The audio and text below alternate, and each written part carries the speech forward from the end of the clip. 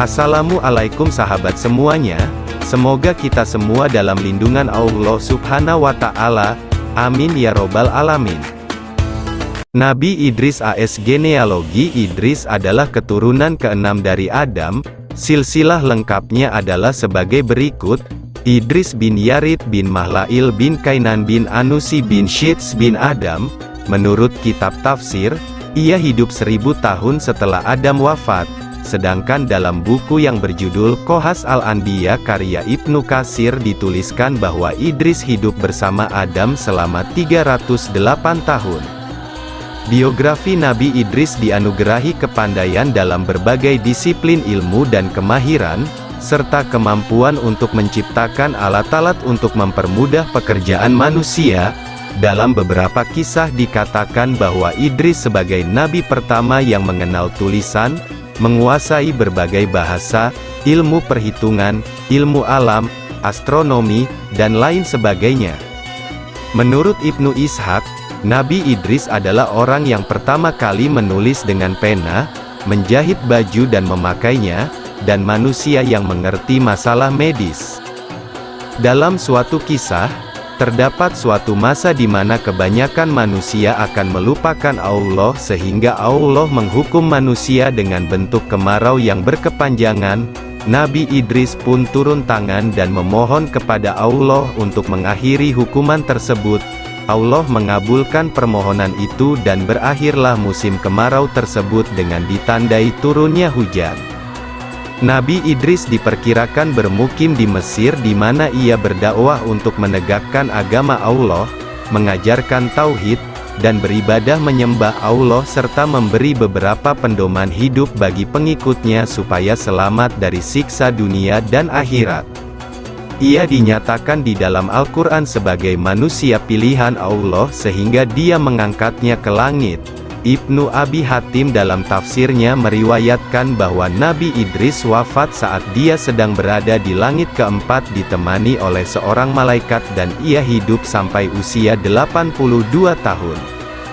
Penjelasan Quran dan hadits Quran terdapat 4 ayat yang berhubungan dengan Idris dalam Al-Quran, di mana ayat-ayat tersebut saling terhubung di dalam surah Maryam, dan surah Al-Anbiya, Nabi-Nabi.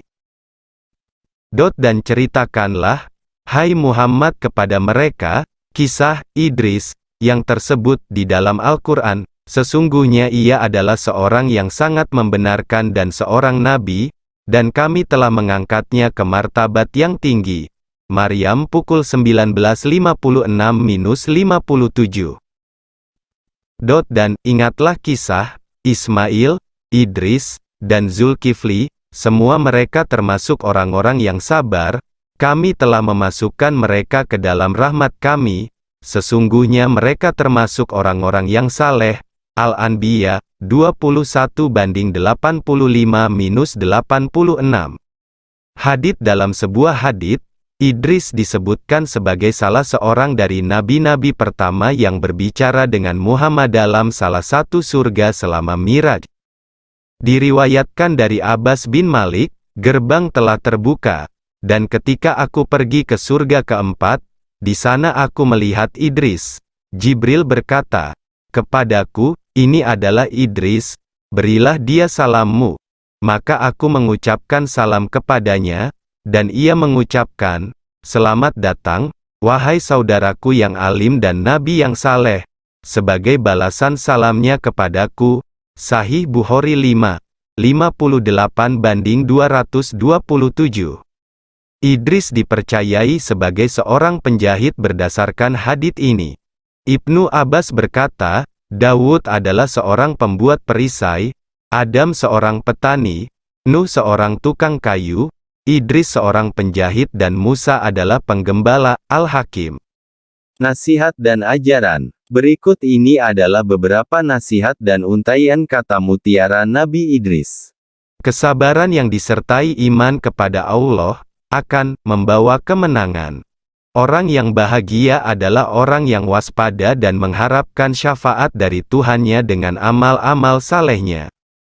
Bila kamu memohon sesuatu kepada Allah dan berdoa, maka ikhlaskanlah niatmu. Demikian pula untuk puasa dan salatmu. Janganlah bersumpah palsu dan janganlah menutup-nutupi sumpah palsu supaya kamu tidak ikut berdosa. Taatlah kepada rajamu dan tunduklah kepada pembesarmu serta penuhilah selalu mulutmu dengan ucapan syukur dan puji kepada Allah. Janganlah iri hati kepada orang-orang yang baik nasibnya karena mereka tidak akan banyak dan lama menikmati kebaikan nasibnya.